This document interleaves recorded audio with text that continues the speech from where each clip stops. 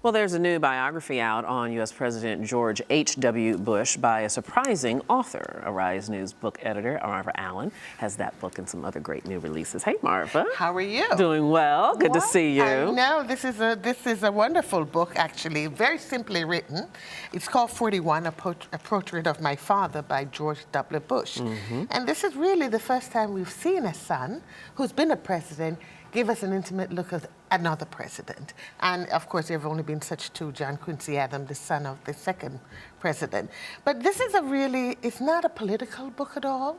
It is a book about George Bush talking about his family, who they are, what they did, and very much showing us how much he's in love with his father, who he feels, of course, is a model American citizen, from Andover to the White House, so to speak. And you get to see things that you would never see, you know, like the death of his daughter, Robin, and how he felt, and the birth of his daughter, Dorothy, and how he cried. So you get this really intimate, very simple story, you know, which gives you stuff you would never know before. You do get some political stuff like the Nixon stuff, you know, but I was far more interested in him parachuting out of a plane at age 90. Right. Yeah, and I thought that was pretty formidable, and you know, and how the family supported that decision, and how he, as a singular man, is just into that kind of thing, never giving up on life. Yeah, how you know? nice. Yeah, I don't know if you're going to love the Bushes if you never loved them before, but I do think you're going to get an inside look, sort of a bird's eye view from a family member at the Bush family. So interesting that he's written this book, because when George W., 43, was president, I mean, he took great steps, even when he was campaigning, to separate himself from his father. Absolutely.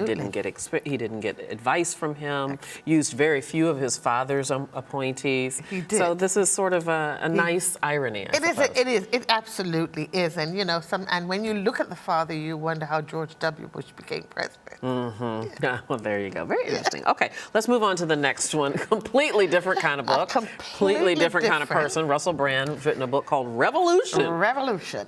I mean, Russell Brand, love him or hate him, he is smart. He's got an eye. He's funny. He is very funny. He's razor sharp, and he has turned that razor sharp wit to a conversation that is pretty serious, actually. So this book is part memoir, part social commentary, and the big thing that I took away from this book is his comment of capitalism gone amok, and what change means, and why we're sitting waiting on government and big businesses, and they're part of the problem.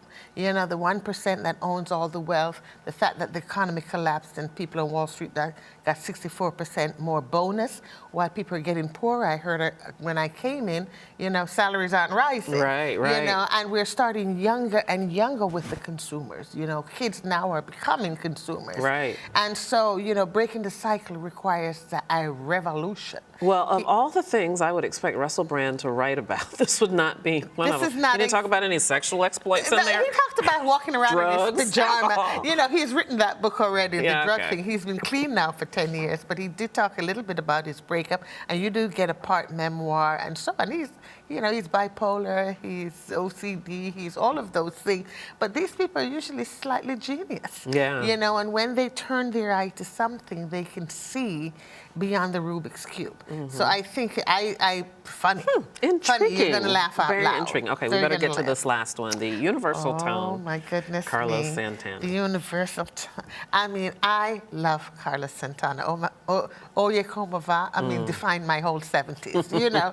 And this has been a book that we've waited for. He has never written an autobiography before. And it is written in the most interesting way. It's like you're living in this biography, and I loved every moment of it. He is a genius, and you know, he's a prodigy, and he's so deserving, because his father was a violinist, his grandfather was a violinist, and I love the way he said, you know, they lived in Tijuana, and I love the way he says, well, we came over the border, but we were just coming home because Texas belonged to us and Oregon belonged to us anyway, you know, and after Woodstock, we all knew who who Carlos Santana was. And this is a great story of his family and his now happy marriage to his drummer. I bet that's fascinating. Oh, it's fascinating. 543 pages. You're going to love it. Is that all? All right. But you're going to be engaged. Okay. Marva Allen, thank you as always. All right. Thank you. That's going to do it for us today. Thank you so much for joining us. We'll see you tomorrow for another edition of Arise America. Bye-bye.